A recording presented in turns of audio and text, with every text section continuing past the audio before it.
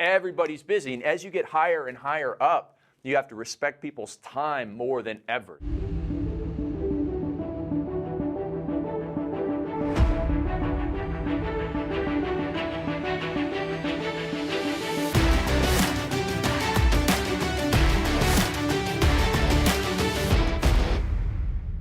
Hey, Bedros, do people ever ask you what the secret to success in life is? You know what? People ask me that all the time. Well, all right, we're going to reveal that on this show. And it comes down to what I call making money with friends and what you call the art of networking. So it's all about how anybody, and I mean anybody from anywhere in the world with any type of personality, you don't have to be an extrovert, can become a power networker. Yep. And when you have a power network, as your network is your net worth, man, everything in life gets better, but it also gets easier. So, B, why don't we just start off with a story about how just by knowing someone, a major problem in your life was easier to overcome. Sure. Well, actually, a really great example. So our friend Jason Capital introduced us to our now friend Sharran Srivatsaa. And ironically, we met him on a private jet. Yes. Right? We were all flying to Arizona for an event. And I think it was Sharran. He rented a private jet. Here's a great move. Here's a great move, everyone. You ready for this? If you want to meet someone and you know they're going to the same destination that you are, if you rent a private jet and go, hey, why don't you come on the jet with me? We'll fly you out to wherever you're going. Just a little life hack for everybody. Yeah. Now, listen, I know you're thinking, well, wait a minute, asshole. I can't afford a private jet. You don't have to. But there's so many variations of this that you're going to be able to do that is very cost effective and even cheap. But we met Sharran Srivatsaa on that private jet. And ironically, I was able to help Sharran create his mastermind, right? We really coached him up on the mastermind. He got what he wanted. What a great way to network. He came with the giving hand by saying, look, we're all going to Arizona to Joe Polish's event. I got a private jet. There's seats available. Why don't you guys come with us? Perfect. Whether that was a calculated move on his part or not, it doesn't matter. And I know it was, but it was such a generous gift that it was a really great opportunity to network in private for about an hour on the plane. As I helped him, I realized what he did. He took a company that was doing $300 million in sales, and in 5 years, he took it to $3.5 billion 10x, in sales. literally. Right? 10x in 5 years. So I'm like, wow, Sharran, I've got this franchise, Fit Body Bootcamp. We're hockey sticking. We're growing quickly. What else can I do to 10x like you are? And so he gave me that. So there's a great example of meeting one person who I was able to, he added value to my life and your life with the private jet. We added value to his life by telling him, hey, man, you ought to start coaching and consulting in the real estate space, which he is. And then he added value back to my life, and I know he's added value to your life. Incredible amount. Speaking at our events, at our masterminds, et cetera.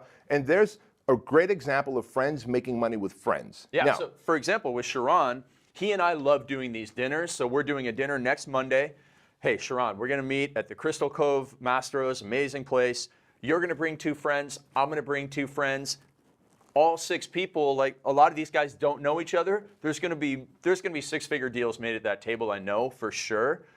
And we could do that literally every week. Yeah. And one of the things is like you think, oh, well, you know, nobody knows me, blah, blah, blah. Listen, you have to cultivate the network. You don't have to go to a Tony Robbins or Lewis Howes event to try and meet strangers there where everybody else is out hustling to try and meet strangers.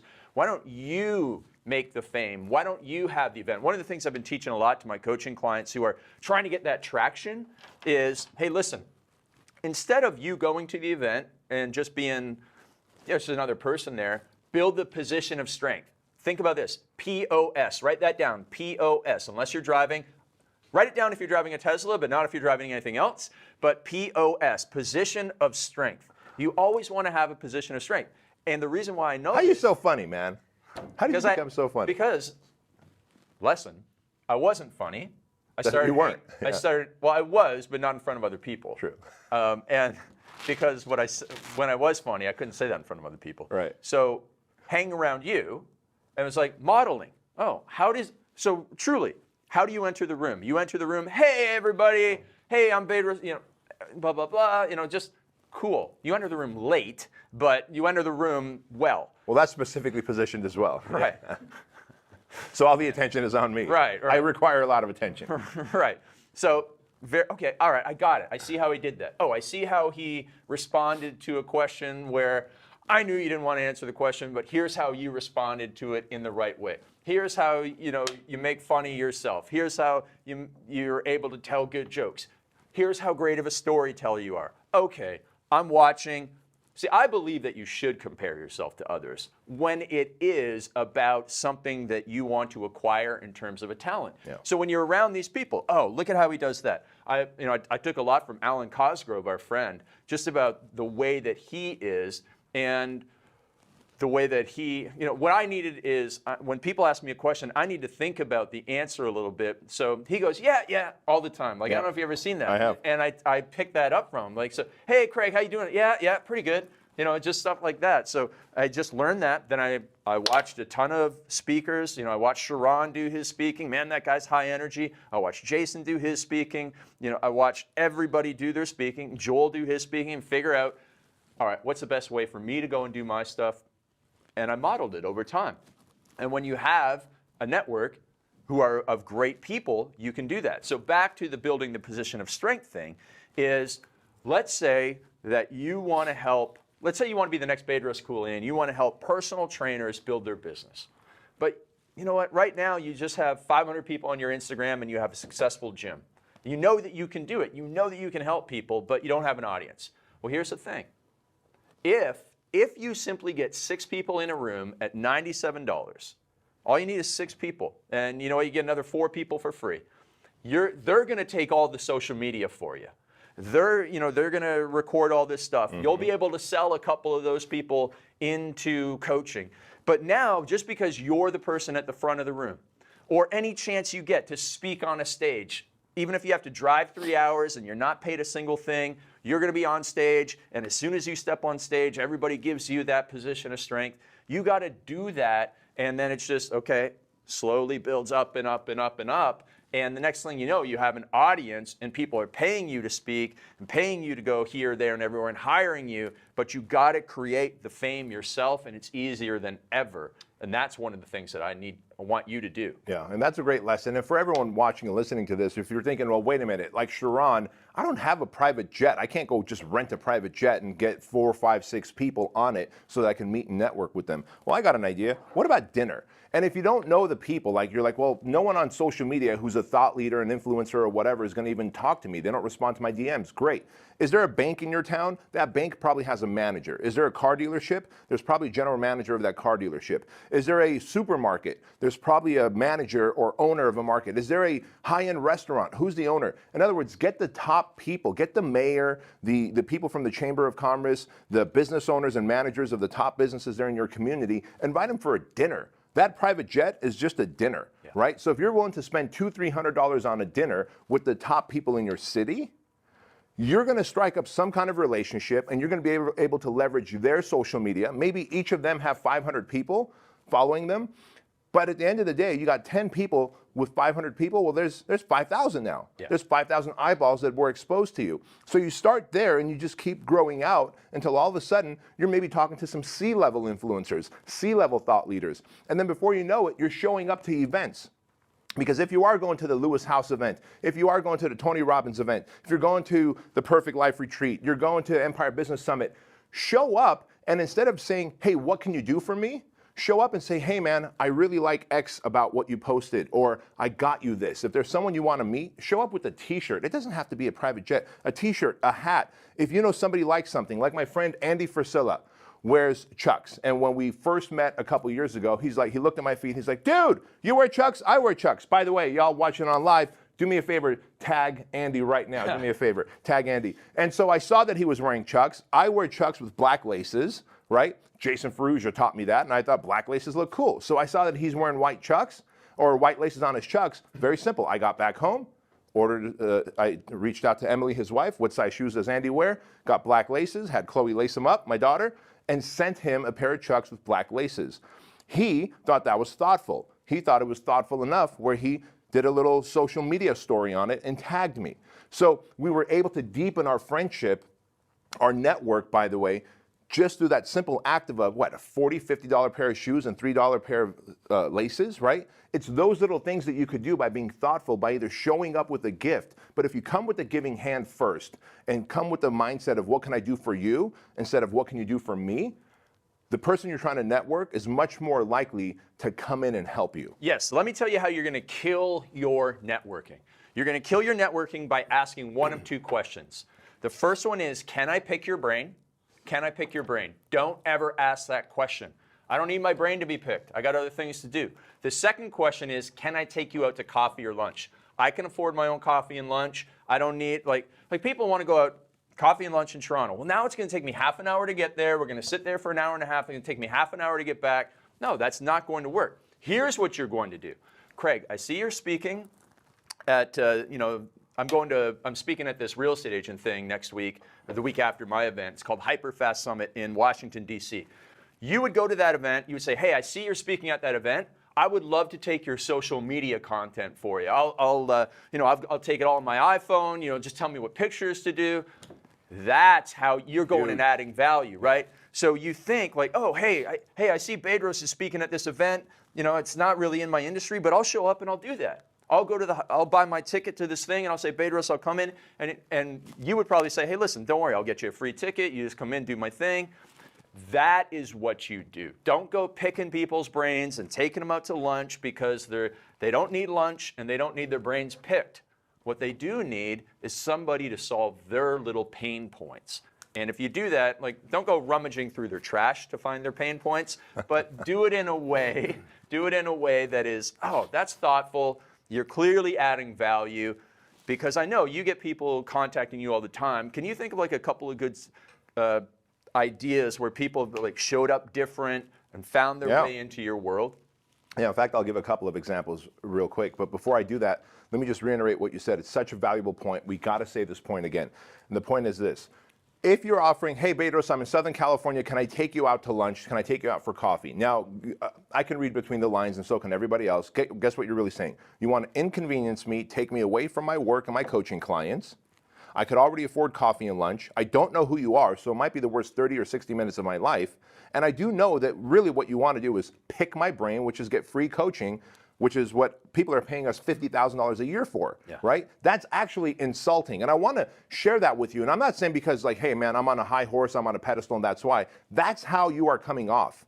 Instead, if you show up like Craig said, hey, man, you want to get to know Craig? If you know Craig speaking in Washington, D.C. at a real estate conference and you know nothing about real estate, well, you sure know how to take stories and pictures and all that with your iPhone. Say, Craig, can I show up? I happen to be in the area, even if you're not. Just fly across. I know a guy who was like, hey, Grant Cardone, I'm going to be in the same area as you are, and I see you're going to be eating at that steakhouse. Can I just have a couple of words with you on my podcast because we get so many thousand eyeballs? Immediately, he told Grant Cardone, I'm already going to be where you are, so I'm going to make it convenient for you. By the way, and this is the passionate few. Yeah, right? Omar. And that was when Omar was nothing. Right. And he goes, I've got a lot of eyeballs who are going to be exposed to your show, and Cardone says, wow, look, free marketing, and it's convenient, right? But guess what? Omar was nowhere near that steakhouse. He just found his way to that steakhouse so that he could do that with Grant Cardone. And so a great example of this is JC of the Finest from Philadelphia, right? I don't even know his last name. I just know his Instagram handle. JC, big shout out to you, man. JC of the Finest. The dude is always leaving full paragraph comments on our stuff, number one. He has yet to ask me for anything, right? And I know he's just building value, but I appreciate him leaving those comments. Then he shows up to Empire Business Summit and just comes with a giving hand, has still asked us for nothing. Now I'm at a point where I feel man, this guy is such a supporter with his comments that he leaves, the feedback that he gives, shows up to the Empire Business Summit, right? Got a ticket, shows up to the Empire Business Summit and just adds more value. When he is ready to ask for something, I'm ready to deliver. Yeah, there's a deliver now. I mean, we're talking about it. Exactly. We just literally probably added some audience to him. And that's what you want to do is you want to show up in the coolest, awesomest, most giving way possible. It doesn't have to be a private jet. It could simply be value by way of taking social media pictures and saying, look, man, I did this for you. If there's anything else I can do, let me know. And Craig's going to go, hey, you know what? So what could I do for you? Now I will give you a piece of my time. Yeah, absolutely. And so if you go all the way back to 2008, when a broke high school teacher named Joel Marion sent me an email, this is before he became the $100 million man, before he got coaching from me, before anything, is I was selling a book on Amazon, and he sent me an email, and I show this email all the time because I'm like, this is exactly how you network with somebody who you've never met before. Because right now, there's two big lessons here. First of all, you can do this without knowing anybody. Second of all, if you're an introvert like I used to be, I did all of my networking. I built a massive network through email only. So yes, you can do it that way. Eventually, you have to expand into person. But don't say, well, I'm an introvert, I can't go out there and network. Yes, you can. So he sent me this email, and it was all about me. It wasn't about him. It was, hey, Craig, congrats on your launch of your book. So you're doing amazing. Would love to help spread the word. I write articles for this website that has a reach of 1.5 million people. I would love to just send you a couple of questions, do a little interview. We'll get that story up and help promote your book. No ask about helping him. And so it's like, whoa, where's the punchline here? There is no punchline. That was just him going and adding value, which is one of the reasons he's become so successful. He's just so generous and has that outward approach. So that's how you can another way you can get the foot in the door is by thinking about what assets do I have to leverage? Whether it's somebody that you know that Bedros needs to know. Like you might be a minnow, but you might know somebody who's helpful to Bedros, and you can make that little introduction. Dude, you literally, I just sent you those thought waves. Right. Here's why. Fellas, you guys remember Adam was here last week? A 21-year-old kid was here interviewing me last week, and there was no way we would have allowed him to come and interview, just not because of any other reason. I'm just so pressed for time. Right?